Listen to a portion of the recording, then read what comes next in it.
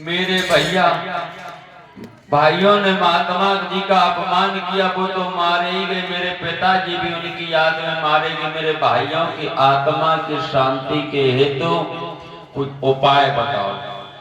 बोले उपाय? हाँ, उपाय तो बस एक है कि आप गंगा जी को इस धरातल पर लेकर के आओ।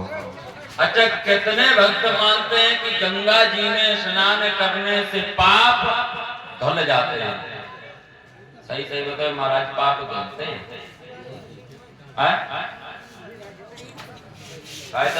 पाप धुल जाते हैं? लेकिन महाराज अपने हिंदू धर्म में बहुत बड़ी कमी है। क्या कमी है? एक महीना खूब बुरे काम करे और जैसे ही पूर्णमासी अमावस्या आई, गए गंगा जी में स्नान करके आए, अपने पाप दे आए गंगा जी को, फिर एक महीने का लाइसेंस बनवा लिया। फिर बुरे काम करे, फिर पूर्णमासी आई, फिर दे आए एक महीने के पाप गंगा जी को, फिर एक महीने का लाइसेंस रिन्यू करवा लिया। गंगा जी में अगर नहाने से पाप धुलते होते तो जो लोग 10 साल तक 4 पाई पर सड़ते रहते हैं, क्या शुक्ला जी ये सड़ते? सब गंगा जी में दही आते जाके। आप एक बोतल में नल से पानी भर करके रख लो, खराब हो जाएगा, कीड़े पड़ जाएंगे, लेकिन गंगा जी के जल में पड़ते हैं कहीं? फिर क्यों कहते हो कि गंगा जी में नहाने से पाप धुल जाते हैं? महाराज हाँ, अगर शास्त्रों के अनुसार देखो, पुराणों के अनुसार देखो तो धुल जाते हैं, लेकिन ऐसा हमें लगता नहीं कि धुलते हैं। नहीं धुलते हैं। क्यों नहीं धुलते? कि जब अभी मांगे बताएंगे कि क्यों नहीं धुलते हैं। तो असमंजस से जब ये कहा कि आप गंगा जी को लेकर के आओ, तो असमंजस चले तपस्या करने के लिए। किसकी? गंगा जी की। अब बोले गंगा जी की हम तपस्या करेंगे तो फिर मिलना कैसे होगा उनसे? आकाशवाणी हुई है, लौट जाओ असमंजस, और जिस काम के लिए तुम जा रहे हो वो काम तुमसे पूरा नहीं होगा। तुम्हारे नाती जो होगा उसी के द्वारा ये काम पूरा होगा। असमंजस के पुत्र हुए अंशुमान, अंशुमान के पुत्र हुए दिलीप, और दिलीप के पुत्र हुए महाराज भागीरथ। अब भागीरथ को जब अपने पूर्वजों के बारे में मालूम हुआ तो भागीरथ ने तपस्या की है। किसकी तपस्या की है?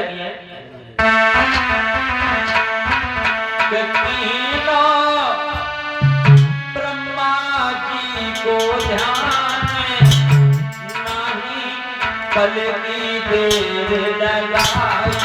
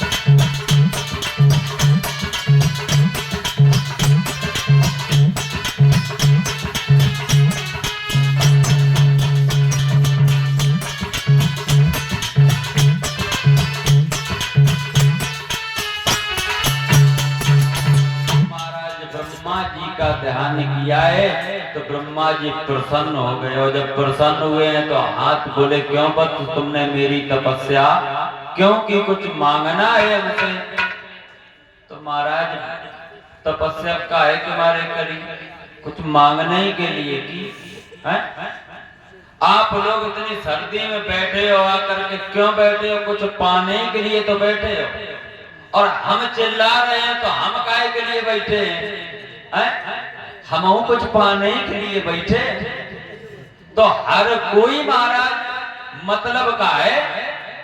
आज जब तपस्या की है, ब्रह्मा जी से जवाब दिया, प्रभु मेरे पूर्वजों का उद्धार होना है और आप गंगा जी को हमें दे दो। ये गंगा जी बनी कैसे थी? हमने बताया था एक दिन कैसे बनी थी महाराज, बताया नहीं था हमने, भुला गया। जब बावन भगवान ने 3 कदम में तीनों लोगों को नापा था, तो 1 कदम पहुंचा था स्वर्ग लोक में ब्रह्मा जी के पास। तो ब्रह्मा जी ने उनके पैर के अंगूठे को धो करके रखा था अपने कमंडल में, बताया था। हाँ ये तो इतना तो बताया था महाराज। अब जब ये तो बुलाया गंगा जी को, किसने? ब्रह्मा जी ने। बोले जाओ आप भागी बेटी भागीरथ के साथ में और इनके पूर्वजों का उद्धार करो जाकर। जब ये कहा कि उद्धार करो जाकर के, तो गंगा बोले सुनो पिताजी हम जाएंगे नहीं। क्यों नहीं जाएंगे? इसलिए नहीं जाएंगे कि हम इस स्वर्ग लोक से जब देखते हैं मृत लोक की तरफ, तो लोग न जाने कितने बुरे बुरे कर्म करते हैं और बुरे कर्म करके वो मुझ में धोएंगे आकर के मैं अपवित्र हो जाऊंगा। तो ब्रह्मा जी ने ये कहा था कि जाओ, जैसे तुम यहाँ पर निर्मल हो ऐसे ही मृत लोक में धरातल पर जाकर के तुम हमेशा निर्मल ही बनी रहोगे। आप गंगा जी बोली हम जाने के लिए तो तैयार हैं, लेकिन, और जहां महाराज लेकिन किंतु परंतु अगर मगर आ जाए तो समझ लो कोई ना कोई बात जरूर है।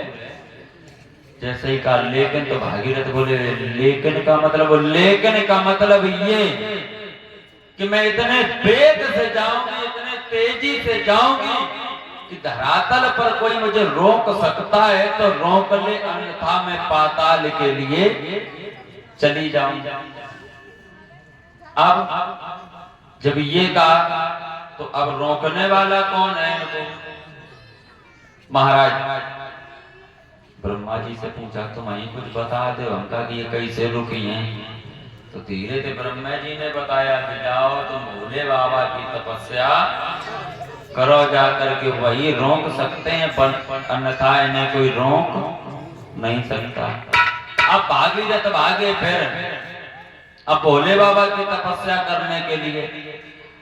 भोले बाबा जब प्रसन्न हुए तो बोले क्यों तुमने तपस्या की, किस लिए की? बोले कुछ मांगने के लिए। क्या मांगने के लिए? बोले गंगा जी को लाना है। और गंगा जी ने ये शर्त रखी है कि हम इतने तेजी से आएंगे, कोई धरातल पर कोई रोक सकता है तो रोक ले, अन्यथा मैं पाताल को चली जाऊंगा। भोले बाबा बोले चलो कोई बात नहीं, जाओ कह दो जाकर के गंगा से आए। अब जब गंगा जी आई हैं तो भोले बाबा ने अपनी जटाओं को खोल दिया और इतनी तेजी से आई है महाराज, इतने वेग से आई हैं कि स्वयं तीनों लोगों को साधने वाले हिल गए महाराज। अब कितने दिन तक रही गंगा मैया भोले बाबा के जटाओं पर? 1-2 दिन नहीं महाराज, 12 वर्ष तक। अब भागीरथ सोचने लगे पहले उनका मनाओ, फिर इनका मनाओ, अब फिर इनका मनाओ। अब बताओ ये यही में घूम रही बाबा, अब तो छोड़ो, जो मेरे पूर्वजों का उद्धार हो ही जान दे ना, ऐसो ना हो कि नहीं कि संगे हम चल के रात हो जाए, बाद में हमारा उद्धार हो नहीं। हाँ, अब भोले बाबा ने अपनी एक जटा को तोड़ा था महाराज, एक, और एक जटा को जब तोड़ा था तब इतनी लंबी चौड़ी गंगा जी निकली। अकू 10-20 जटाओं को तोड़ देते तो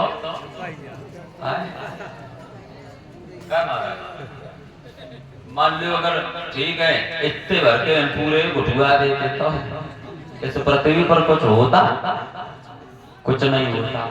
अब चली आगे आगे भागीरथ और पीछे पीछे गंगा मैया चलती चली जा रही है।